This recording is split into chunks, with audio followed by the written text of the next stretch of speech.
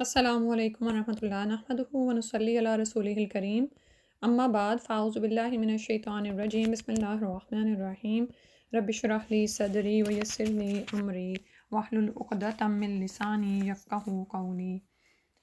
حصن مسلم کی کتاب ہم پڑھ رہے تھے، آج اس کے پہلے اذکار ہم انشاءاللہ سنیں گے اور انشاءاللہ دعا کریں گے کہ یاد بھی کریں۔ نیند سے جاگنے کے اذکار، پہلی دعا ہے، بخاری مال الفتح میں بھی آئی ہے اور المسلم میں بھی، الحمد للہ الذی احیانا بعدما اماتنا والیہ النشور۔ سب تعریفیں اللہ کے لیے ہیں جس نے ہمیں مارنے کے بعد زندہ کیا اور اسی کی طرف اٹھ کر جانا ہے، ٹھیک ہے۔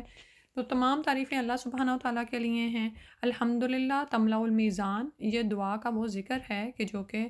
جس سے نعمتوں میں اضافہ ہوتا ہے، جب آپ شکر کرتے ہیں تو اور نعمتیں آپ کو حاصل ہوتی ہیں۔ اور اس میں آپ اس دعا میں دیکھیں کہ اللہ سبحانہ و تعالیٰ کی تعریف بیان کی جا رہی جس نے ہمیں مارنے کے بعد زندہ کیا اور اسی کی طرف ہمیں اٹھ کر جانا ہے، یعنی نیند کو موت کی چھوٹی بہن کہا گیا ہے۔ تو جس طرح ہم سوئے تھے اور ایک طرح سے موت آ گئی تھی ہمیں، تو اس کے بعد ہم اٹھے، تو اللہ کا شکر ہے کہ اللہ سبحانہ و تعالیٰ نے ہمیں ایک اور دن دے دیا جس میں ہم اچھے اعمال کریں اور اپنے لیے اجر و ثواب میں اضافہ کریں۔ تو یہ دعا عموماً کیا ہوتا ہے کہ ہم یاد کرتے ہیں، بچوں کو بھی یاد کراتے ہیں، لیکن سم ٹائمز عمل میں نہیں ہوتی۔ اصل بات یہ ہے کہ ہم نے اس کو عمل میں لے کے آنا ہے۔ تو صبح اٹھ کر آنکھوں کو ہلکا سا رب کرنا، ناک کو جھاڑنا اور ساتھ میں یہ دعا پڑھنا، ٹھیک ہے، یعنی چہرے سے نیند کے اثرات ختم کیے جائیں۔ بعض اوقات ہم کہتے ہیں کہ جیسے ہم سو کے اٹھتے ہیں تو ہم سے اٹھا نہیں جا رہا ہوتا نا، تو اس وقت کیا کیا کریں کہ ایک تو دعا پڑھیں اور دوسرا کیا ہے کہ اپنے چہرے سے نیند کے اثرات کو ختم کریں کہ آنکھوں کو ملیں اور ناک کو جھاڑیں، ٹھیک ہے۔ پھر اس کے بعد اگلی دعا ہے، لا الہ الا اللہ وحدہ لا شریک لہ لہ الملک و لہ الحمد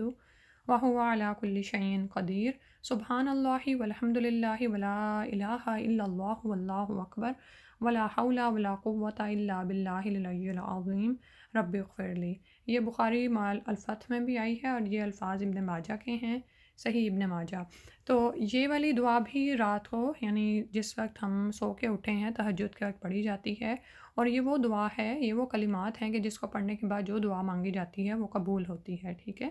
تو یہ جو الفاظ ہیں العظیم تک اور اس کے بعد رب اغفر لی دعا مانگی گئی ہے، تو یہاں پر آپ جو بھی آپ کی تمنا ہو، جو بھی آپ کا سوال ہو، وہ آپ مانگیں، اللہ تعالیٰ قبول کرنے والے ہیں۔ اللہ سبحانہ و تعالیٰ تہجد کے وقت عرش پر مستوی ہوتے ہیں، یعنی آسمان دنیا پر آتے ہیں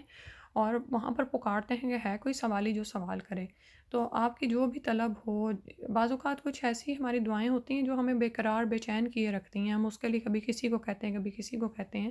تو اللہ سبحانہ و تعالیٰ جو عرش کا مالک ہے اور جو اقتدار مطلق کا مالک ہے، ہم اس سے مانگیں۔ اللہ سبحانہ و تعالیٰ خود پکار رہے ہیں تہجد کے وقت، تو ہم کیوں نہ اللہ تعالیٰ کی پکار پر اٹھیں اور اسی سے مانگیں، وہ ضرور قبول کرنے والا ہے۔ اس دعا کا ترجمہ دیکھتے ہیں۔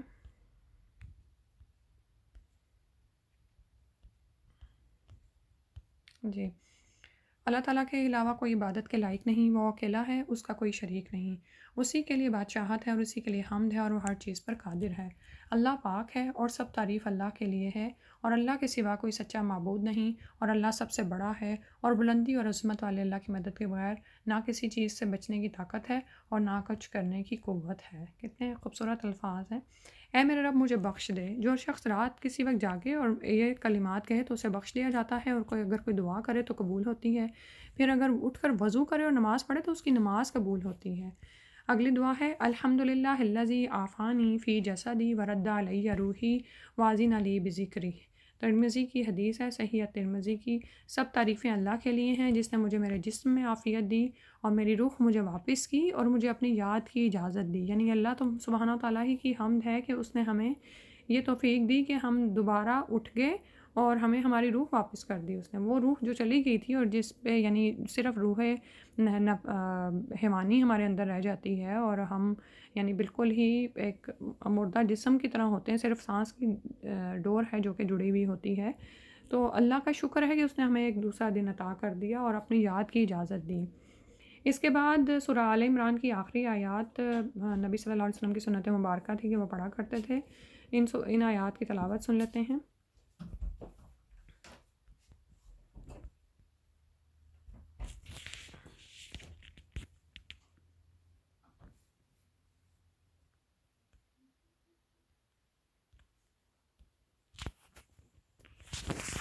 بسم الله الرحمن الرحيم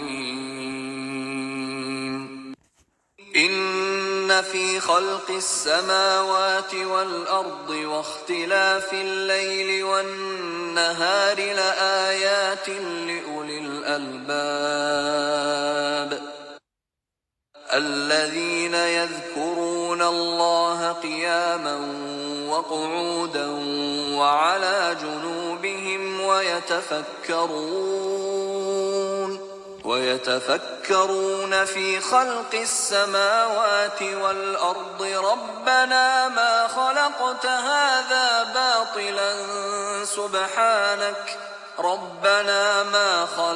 هذا باطلا سبحانك فقنا عذاب النار ربنا إنك من تدخل النار فقد أخزيته وما للظالمين من أنصار ربنا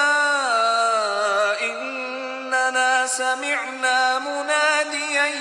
ينادي للإيمان أن آمنوا بربكم فآمنا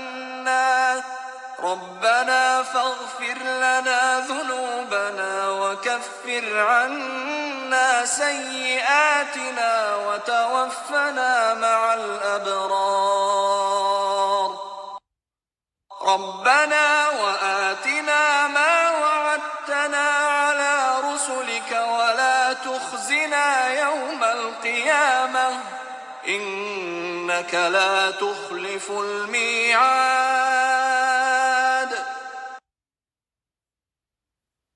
فاستجاب لهم ربهم أني لا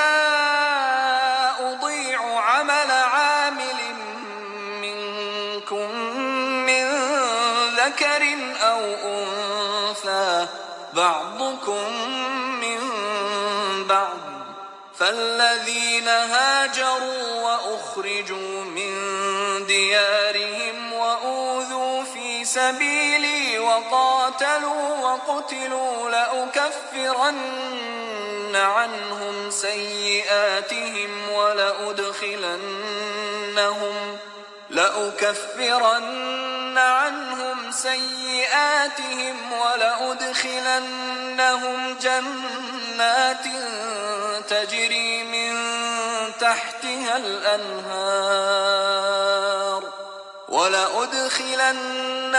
جنات تجري من تحتها الأنهار ثوابا من عند الله والله عنده حسن الثواب لا يغرنك تقلب الذين كفروا في البلاد متاع قليل ثم مأواهم جهنم وبئس المهاد لكن الذين اتقوا ربهم لهم جنات تجري من تحتها الأنهار خالدين فيها نزلا من عند الله وما عند الله خير للأبرار وإن من أهل الكتاب لمن يؤمن بالله وما أنزل إليكم وما أنزل إليهم خاشعين لله لا يشترون بآيات الله ثمنا قليلا أولئك لهم أجرهم عند ربهم إن الله سريع الحساب يا أيها الذين آمنوا اصبروا وصابروا ورابطوا واتقوا الله لعلكم تفلحون۔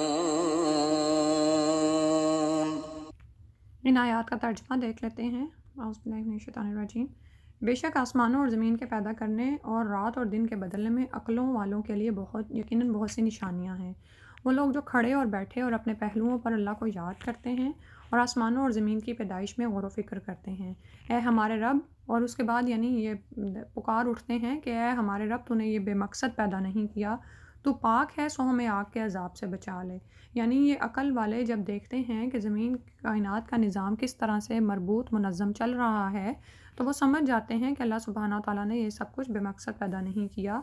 اور یقیناً ایک دن ایسا آنے والا ہے جب لوگوں کو ان کی جزا و سزا دی جائے گی تو وہ آگ کے عذاب سے پناہ مانگتے ہیں اور کہتے ہیں اے ہمارے رب، بلا شبہ تو جسے آگ میں ڈالے سو یقیناً تو نے اسے رسوا کر دیا، اور ظالموں کے لیے کوئی مدد کرنے والے نہیں۔ اے ہمارے رب، بے شک ہم نے ایک آواز دینے والے کو سنا جو ایمان کے لیے آواز دے رہا تھا کہ اپنے رب پر ایمان لے آؤ، تو ہم ایمان لے آئے۔ اے ہمارے رب، بس ہمیں ہمارے گناہ بخش دے اور ہم سے ہماری برائیاں دور کر دے، اور ہمیں نیکوں کے ساتھ فوت کر، یعنی نیکوکاروں کے ساتھ۔ اے ہمارے رب، اور ہمیں عطا فرما جس کا وعدہ تو نے اپنے رسولوں کی زبانی کیا ہے، اور ہمیں قیامت کے دن رسوا نہ کر، بے شک تو وعدے کی خلاف ورزی نہیں کرتا۔ تو ان کے رب نے ان کی دعا قبول کر لی کہ میں تم میں سے کسی عمل کرنے والے کا عمل ضائع نہیں کروں گا، مرد ہو یا عورت، تمہارا باز سے ہے۔ تو وہ لوگ جنہوں نے ہجرت کی اور اپنے گھروں سے نکالے گئے اور انہیں میرے راستے میں ایذا دی گئی اور وہ لڑے اور قتل کیے گئے، یقیناً میں ان سے ان کی برائیاں ضرور دور کر دوں گا، اور ہر صورت انہیں ایسے باغوں میں داخل کروں گا جن کے نیچے سے نہریں بہتی ہیں، اللہ کے ہاں سے بدلے کے لیے، اور اللہ ہی ہے جس کے پاس اچھا بدلہ ہے۔ تجھے ان لوگوں کا شہروں میں چلنا پھرنا ہرگز دھوکے میں نہ ڈالے جنہوں نے کفر کیا، یہ تھوڑا سا فائدہ ہے، پھر ان کا ٹھکانہ جہنم ہے اور وہ برا بچھونا ہے۔ لیکن وہ لوگ جو اپنے رب سے ڈر گئے، ان کے لیے باغات ہیں جن کے نیچے سے نہریں بہتی ہیں، ہمیشہ ان میں رہنے والے ہیں، اللہ کے پاس سے مہمانی کے طور پر، اور جو کچھ اللہ کے پاس ہے وہ نیک لوگوں کے لیے بہتر ہے۔ اور بلا شبہ اہل کتاب میں سے کچھ لوگ یقیناً ایسے ہیں جو اللہ پر ایمان رکھتے ہیں اور اس پر بھی جو تمہاری طرف نازل کیا گیا اور جو ان کی طرف نازل کیا گیا، اللہ کے لیے عاجزی کرنے والے ہیں، وہ اللہ کی آیات کے بدلے تھوڑی قیمت نہیں لیتے۔ یہی لوگ ہیں جن کے لیے ان کا اجر ان کے رب کے پاس ہے، بے شک اللہ بہت جلد حساب لینے والا ہے۔ اے لوگو جو ایمان لائے ہو، صبر کرو اور مقابلے میں جمے رہو اور مورچوں میں ڈٹے رہو اور اللہ سے ڈرو تاکہ تم کامیاب ہو جاؤ۔ اللہ سبحانہ وتعالیٰ سے دعا ہے کہ ہمیں توفیق عطا فرما دیں کہ ہم یہ ذکر رات کو اٹھ کے کیا کریں۔ رسول اللہ صلی اللہ علیہ وسلم جب تہجد کے وقت رات کو اٹھتے تو آپ صلی اللہ علیہ وسلم یہ سورہ آل عمران کی یہ آخری آیات تلاوت فرماتے، اور اس میں یہ دیکھیں کہ آخری آیت میں جو ایمان والوں کو حکم دیا جا رہا ہے کہ صبر کرو، مقابلے میں جمے رہو، اور اس میں جو آخری لفظ آ رہا ہے نا، جس میں آ رہا ہے کہ رابطو، اور رابطے میں رہو، ٹھیک ہے، مورچوں میں ڈٹے رہو یعنی تیاری پکڑے رکھو، اور یہ بھی اس کا مطلب ہے تو اللہ سے ڈرو تاکہ تم کامیاب ہو جاؤ۔ سبحانک اللہم و بحمدک، نشہد ان لا الہ الا انت، نستغفرک و نتوب الیک۔ السلام علیکم و رحمۃ اللہ۔